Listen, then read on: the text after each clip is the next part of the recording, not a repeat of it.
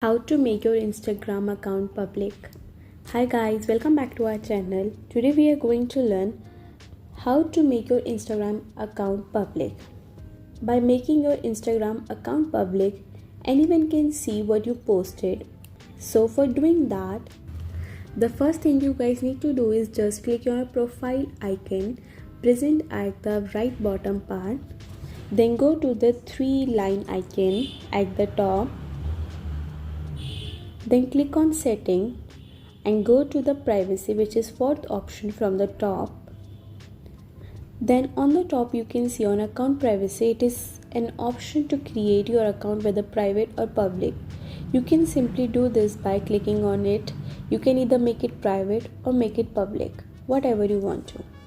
By clicking on private account, your account will be private, and by turning it off, it will be public. I hope this video was a big help to you. If you find this video helpful, please share with your friends. Thank you.